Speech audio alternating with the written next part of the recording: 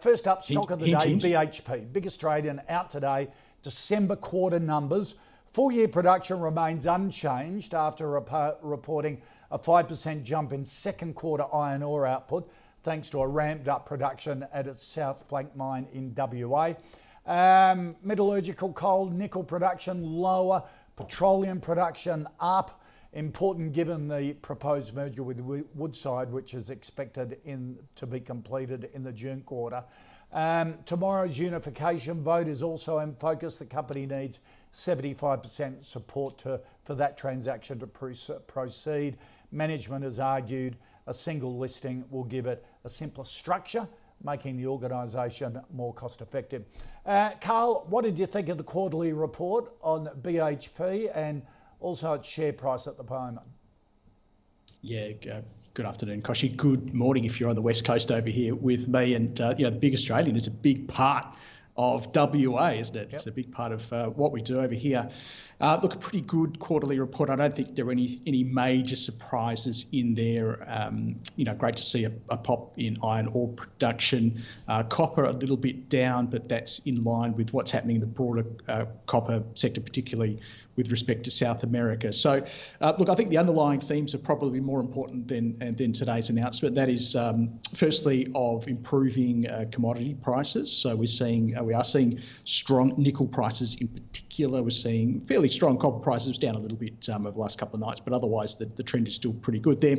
And we're seeing a big bounce in the iron ore price from about $80 US a tonne just a few months ago, just before Christmas, to closer to 120 at the moment. That's pretty good money there for BHP. They're making $100 US profit per tonne. So look, all pretty good on the production side. The underlying themes, I think there's some tailwinds there, but then you sort of compare that to the headwinds, which are, well, what is going to happen with the global economy going forward? And I'm not even going to try and answer that one in a 1 hour show. And then I think the unification is very interesting, and in two parts, and then obviously got the Woodside merger. So I think they're the bigger picture issues that'll drive BHP, the value of BHP in the near term. Just quickly on the unification, there's two unifications we need to worry about here, Koshi. The first one is the fact that BHP could go from about 6% of the index to about 10%, and that's got all sorts of ramifications. Yeah, absolutely. So it's a big jump for your index tracking fund manager to then try and reflect that. Now, no doubt, we've seen some strength in the BHP share price. Some of that is probably already occurring. They're probably getting ahead of that, maybe sneaking ahead of that, where mandates allow them to. But to be fair, many of them, the mandates won't allow them to do that until it actually occurs. So watch that one. That could create some underlying strength for BHP shares. The second unification, and the most contentious one, Koshi, is the unification of the nation, with WA joining the rest of Australia on February 5, potentially. That's if Emperor McGowan mandates thus. There's still some potential that he might not. But the problem with that is, if we haven't had COVID over here, it's been almost next to nothing.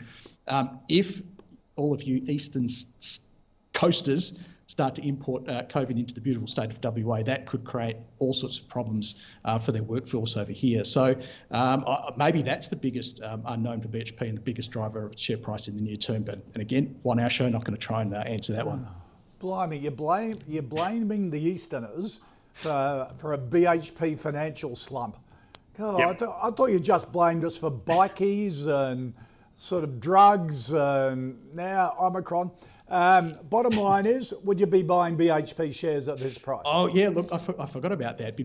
Buy, hold, sell. Look, absolutely hold it. It has had a fantastic run over the last few weeks, and therefore I think it's a little bit maybe prone to a little bit of a pullback. But medium to longer term, yeah, I still think it's a core portfolio holding. Absolutely. Okay, all right. Henry Jennings is a evil Easterner. What's your view on the BHP quarterly report on the stock?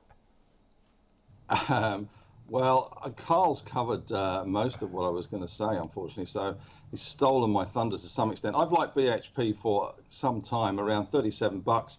I added it to one of our portfolios, and I've been a big fan of this one for a number of reasons. And it got treated quite unfairly. It got hit with a double whammy at the time, the iron ore price falling and that dual listed structure proposal to collapse it. And of course, in the UK, it was trading at a big discount. So all the UK guys were buying BHP there and selling BHP here.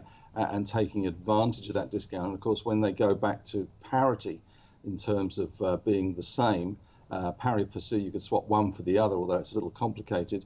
When they vote for that, then of course that discount will close up. So that really hurt BHP, and I thought that was a short-term thing. Here, given the vote is imminent, I'm sure it will go through.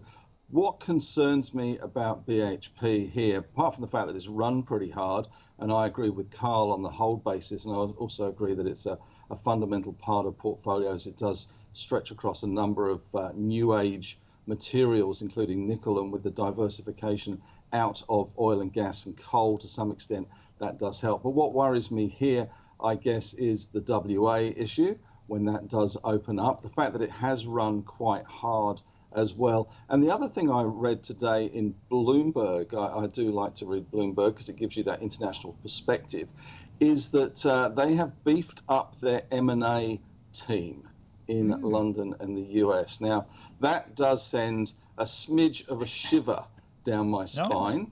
BHP has not been brilliant at pricing assets and paying the right price for them. Commodity stocks at the moment are on a massive, massive tear. So there is a danger they do something silly, having transformed the company with the dual listed structure and the demerger of the oil and gas business. They do something silly and buy something big and pay the wrong price. And of course, BHP has been buoyed in recent times by the massive dividends and buybacks that the company has done. So I think that, coupled with the WA, is a risk. Iron ore has bounced nicely, but it has stopped raining in Brazil. So maybe we'll see more normalization. But for me, at the moment, I'd just be lightening the load here. I know there's lots of index buyers that could come to the market, but if they're smart, they've probably been getting set beforehand, at least in some sort of derivative that gives them that exposure. But for me, it's a hold because I love it as part of a core portfolio, but there are some risks out there. Just a quick one, BHP v Rio. What do you prefer, Henry? BHP. Carl? They don't blow up heritage sites. Good point. Yeah, look, I agree. Yes, I agree. Just a better mix of metals and maybe a little bit more ahead of the curve in terms of their ESG and skewing towards the EV battery revolution. All right. Okay, that's our stock of the day, BHP, and some good insight there from both Carl and Henry.